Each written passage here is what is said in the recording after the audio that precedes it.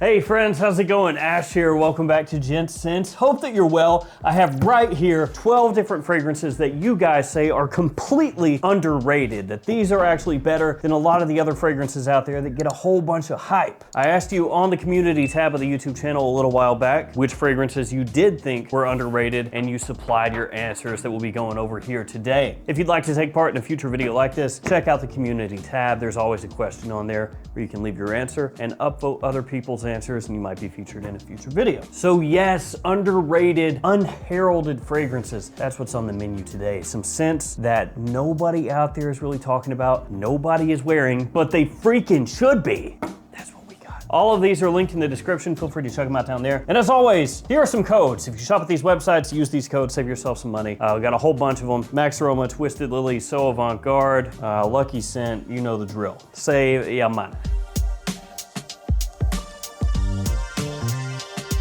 Let's jump right into it. The first fragrance comes to us courtesy of Adam Fami 9908, who says, Guerlain L'Homme Ideal Eau de Toilette. It goes under the radar because there's so many bangers in this line, but it's the one I reach for the most. Very classy and smooth. Its elegance and simplicity makes it quite versatile. So with this one, I would say L'Homme Ideal in general is not a huge hype beast line in the US if we're talking about just your average person. And certainly in the L'Homme Ideal line, the Eau de Toilette does get overshadowed by the Eau de Parfum and Extreme especially. Those two are like the king of this line, like the hype beast monsters. Those are the ones. This one though is usually more affordable than those at discounters in the US, so that's nice. The performance is pretty good. As you said, it's versatile, people like it, and it's also classy. It's got a nice bit of sweetness to it, but it's not overdone. The almond that's in here gives it a unique touch, especially compared to your normal designer fragrance out there, your more popular designer fragrance, which is typically either a blue scent or something that has been a bestseller for a long time, like the original Aqua de Jo or 1 Million or something like that. And I gotta say, L'Homme Ideal Eau de Toilette still works really well. This is actually my backup bottle. I have another one that's down about to here. So it's one that I like a lot and I have gotten good use out of it. And I think that it does stand apart quite well from everything else out there, while at the same time being underrated. Now I know that like all of us, right? You and me, the fragrance weirdos out there, we know about this. But like I said before, your average person in the US is not gonna really know this line, period. So I think pretty easily you could say underrated. Nixon Griffey is up next, who says, definitely Versace's The Dreamer. It was my signature scent for years. I think it smells like a quality gin and tonic at first blast. Then the beautiful, skillful blending of the notes takes over. Performance is above average on my skin, and there isn't much else out there that smells like it. As an added bonus, my wife and my postman both love it. I think you could have done away with the last part. My wife loves it. My wife and my postman both love it. It sounds kind of interesting. It's like my wife and her boyfriend both really like this fragrance. I'm assuming maybe like you work from home and you're pretty close with your postman and you talk to each other when they drop your mail off, and you're wearing this fragrance all the time, so the postman is like, oh, what's that? You wearing that fragrance again? I'm trying to like make it sound better, but I don't know if I'm helping. I do love it though, it's really funny. And I gotta say, man, and Nixon, Griffey, I gotta say, I love Versace's The Dreamer. I got 2 bottles of this stuff, that like first 2 fragrances here, I've got 2 bottles of both. I've got one vintage bottle of The Dreamer, and then I have one more recent, but at this point it's probably like 6 or 7 years old itself at least. So that one's starting to become vintage at this point. I do think it smells extremely unique compared to what else is out there on the market. I mean, even more so than L'Homme Ideal. This stuff is just its own thing from start to finish. It is the type of fragrance that for some people it's not gonna work as well. Some people are gonna smell this and be like, oh, ugh, ugh. I'm not gonna wear that. But for me, I smell it and I'm just like, let's go. I think it's awesome. I love it. It's a little bit dry. The lavender in here is really nice. The tobacco leaf in here is really interesting. Lots of reallys. The Dreamer is awesome. And I'm sorry for poking fun at you, but it was funny. I Nerd Star up next says, bright leather is definitely underrated. A light summer leather fragrance, which is unique, and from what I've seen from reviews, it has the essence of Fahrenheit Aqua, which is sadly discontinued. And I would agree, it does have kind of a similarity to Aqua Fahrenheit, which I think is actually a really nice flanker that I wish was still around. But if you're into fragrances for any length of time, you have to get used to that. Fragrances that you love that are then unceremoniously discontinued. This one does smell really good. It's got a nice sweetness off the top. It's fresh. The leather is extremely approachable. The quality is good. The packaging looks fantastic. And this line in general, you know, it might be a little bit underrated, period, at this point. Spicy leather from this same line is just awesome, smells great. The intense version in this line is very good. Bright leather I like a lot. So it's a solid line that in general, it kind of gets overlooked for a lot of other things on the market nowadays. Especially though, if you do like Aqua Fahrenheit, this is something you need to check out. Then we have one from Abdullah Habunaim. Sorry, Abdullah Habunaim. 6467. Pacha de Cartier Eau de Parfum, which I'm assuming you mean Pacha de Cartier Parfum. What a beautiful, sweet, warm, and mass appealing scent. I find it highly underrated and not much people talking about it. This is another one that I feel like is more for people into fragrances, right? So like people that really like fragrances, they smell this and they're just like, oh, man, mature with a little throwback feel, nice warmth, sweetness to it, classical, at the same time contemporary, sophisticated, elegant, mature without smelling like old wooden shoes. What does that even mean? Old closet, without smelling like an old closet. Old wooden shoes. We're Dutch now. It's a fantastic fragrance through and through, and a lot of people would say the pinnacle of the Pacha de Cartier line. This is one of those deals where, at least in the US, you know, not as many people know about it. So that's really where it becomes underrated because it smells so good, but it just can't compete with like the big dogs out there in the designer realm. For what this does though, it does so well. Romanian Shami is up next, who says Dolce & Gabbana's Intenso is such an underrated tobacco scent. It's so gentlemanly and formal and just overall well put together. So here's the funny thing about Intenso. When it came out, it got hated on a lot. People just really bagged on this one. Obviously, it wasn't massively successful in the retail market either, and it did just kind of flame out fairly quickly. And it's a shame too, because at this point, Dolce & Gabbana Pour Homme has not seen anything since this. It's basically like the death knell of Dolce & Gabbana Pour Homme. That's what it feels like. Now the light blue line, that's chugging along. No problems there. You get a new light blue every year. But the original Pour Homme, yeah. So all that being said, all that negative stuff being said, that this basically, at least for now, has killed off the Pour Homme line and didn't really do all that well and got hated on a lot. I actually like it. I've always liked it. It's a perfect office fragrance. Like, I really think just absolutely perfect for the office. It's aromatic, it's got lavender in there, it has basil, has a note of hay in there as well. I think one of the things that it did catch flack for is the name is Intenso, but then it's not actually ultra powerful. It's actually kind of calming, you know, a little relaxing, and then as I said before, you know, gentlemanly. So this is one where even though the common consensus seems to be that this is an underwhelming release, not very good, I like it. It's another one I have 2 bottles of, so yeah. Martin Neuhofer 2802 says, the original Valentino Uomo Eau de Toilette. I feel like today it's overshadowed by all of its flankers, while to me, it's still the best of the line. Yeah, Valentino Uomo has basically shifted what it is. So the original here, this one, it does smell fantastic, by the way. It also had a little citrus off the top, coffee, chocolate, leather as it dried down. You know, it was woody, nutty, sweet, and had a bit of a similarity to the Dior Homme line, what they were doing with that one. Keep in mind, not what Dior Homme is now, not Dior Homme 2020, but the original Dior Homme. And I loved it. Thought Valentino Uomo was fantastic. Then Valentino Uomo Intense, A lot of people would say even better. And then even Valentino Uomo Aqua. I liked that one a lot. It had tomato leaf, quite unique and interesting spring fragrance for me. But yeah, Born in Roma came along and it just went a completely different direction, became much more youthful smelling, the line in general compared to what it had been. Because I don't think anybody really would smell the original Uomo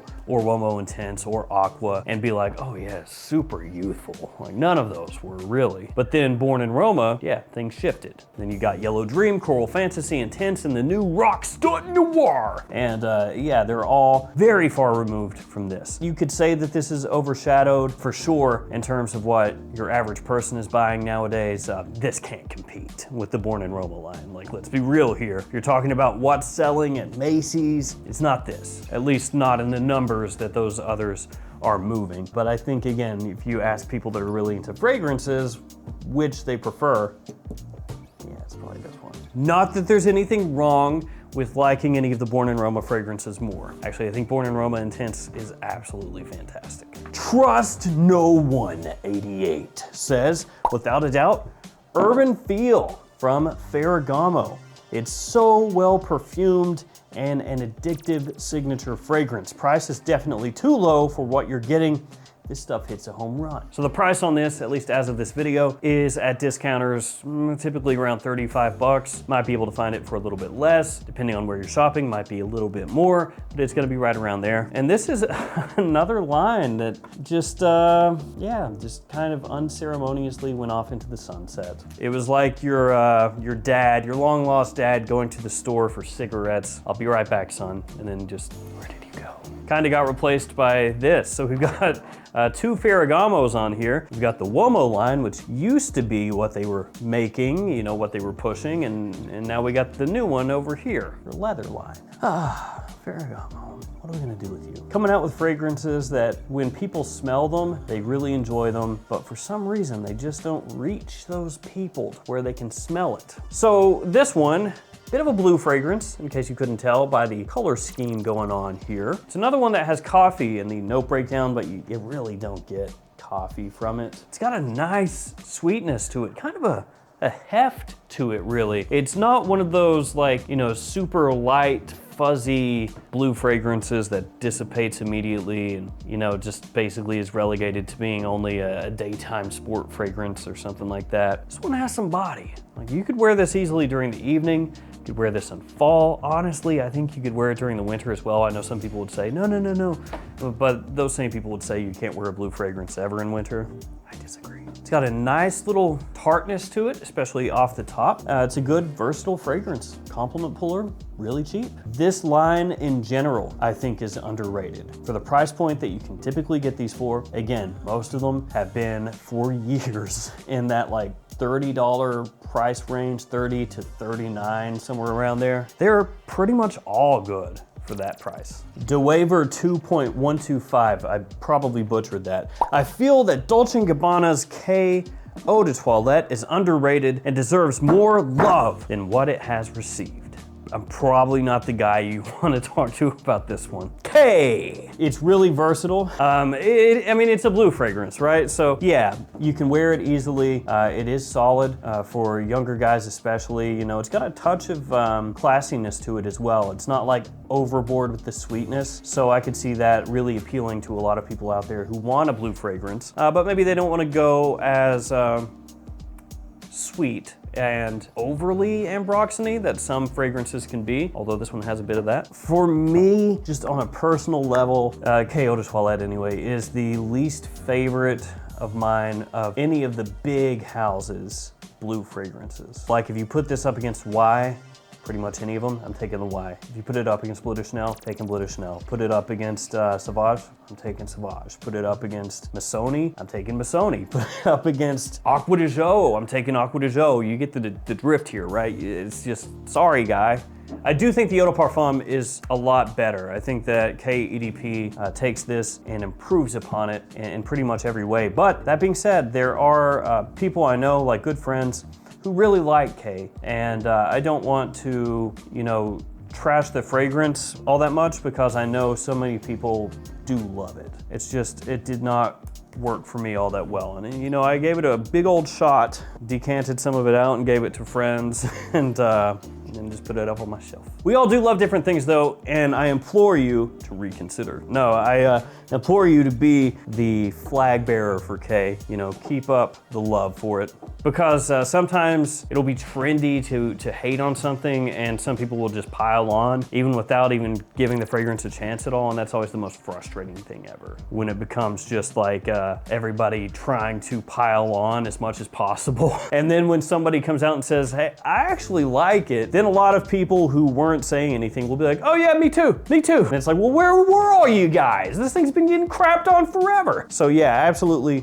Keep spreading the love for it. Now we got one from Un Huevo 9716 who says, coffee and whiskey at Bath & Body Works. Crazy choice, but legitimately solid. Now this is one I don't own, and obviously I need to get it because this one popped up multiple times. Lots of people were like, coffee and whiskey, coffee and whiskey, coffee and whiskey. I've not been into Bath & Body Works for a minute, so obviously I need to get my butt in there and check this one out. It was getting a ton of love. I actually hadn't even heard of it, so I looked it up on Fragrantica, just wading into the belly of the beast anytime you go onto that website, man. But went and checked it out there, and a lot of love for it on there as well. So that one I'm gonna have to pick up. Bath & Body Works fragrances, very affordable. And they've actually had some in the past that have been real deal bangers. Like Mahogany Woods, for example. So yeah, I'll check that one out. Reese Malone 95 says, Apple Brandy by Killian. Everyone talks about Angles Share. You got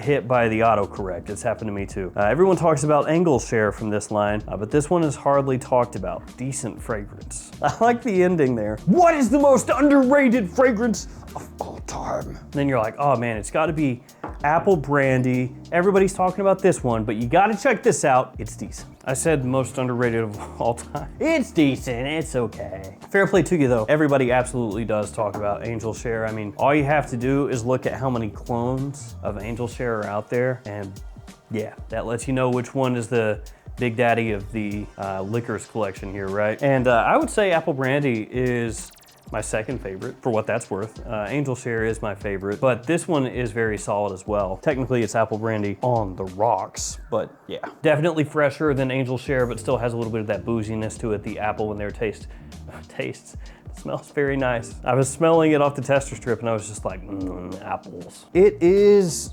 kind of intriguing in a way with this one because Apple Brandy previously, the previous iteration from By Killian, highly sought after. Everybody wanted it, and then they kind of, you know, re-released this different version. Initially, people were like, oh yeah, awesome, cool, Apple Brandy on the rocks, and then it was just like, whatever. Angel Share though, can I get another one of those though? Thank you.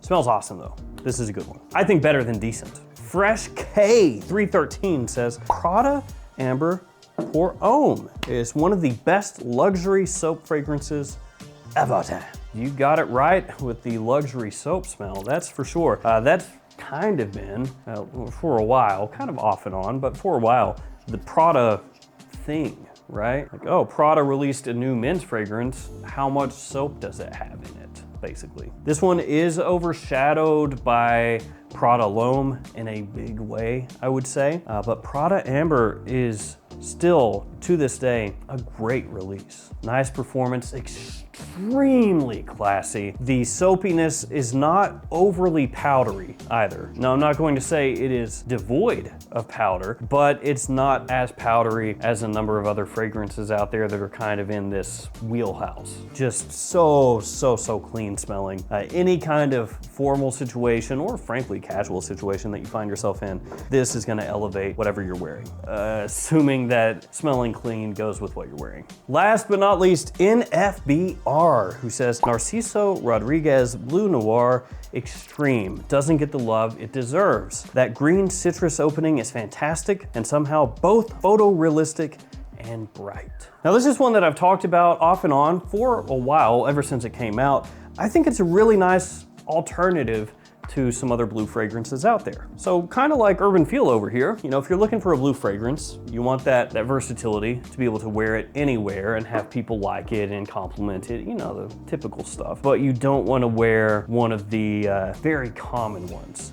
this is a great thing to have. Because the opening, yes, super appealing. It does have a little green around the edges, which I enjoy. And then it has that citrus in there as well. Has kind of an iciness to it. You know, it's very brisk, very clean, and a little more mature than your typical blue scent out there. Though, once again, without coming across dated. So when I say that, I just mean that it's not, you know, an overt smash of sweetness. You know, there's no bubble gum or anything like that going on. That's what I mean. Really wonderful scent, and in general, Narciso Rodriguez is a fragrance house that gets overlooked, which is a shame because they've had some killer fragrances over the years that are now discontinued. Just didn't quite, you know, take off in a huge way.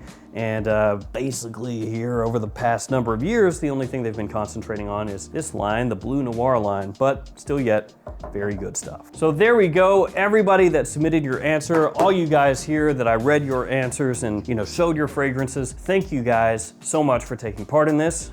Thank you also to everybody who read other people's submissions and upvoted them. And again, if you want to take part in a future video, community tab of the channel is going to have the info on there, or the question. So thank you guys. We got a murderer's row of underrated fragrances here. And you know, even though I was busting on K, to be fair, I think that a lot of people out there would absolutely agree that it's underrated because it does not get the coverage or the love that pretty much any other blue fragrance from a big house gets. And it does smell, I think, more unique than a mess load of other blue fragrances out there. So I'll give it points for that too. There, I can say nice things about K. Look at you in your crown. Looking so cool. Thank you guys for hanging with me. Thank you everybody once again. Stay safe out there, guys. See you tomorrow with another fragrance video. See you guys later.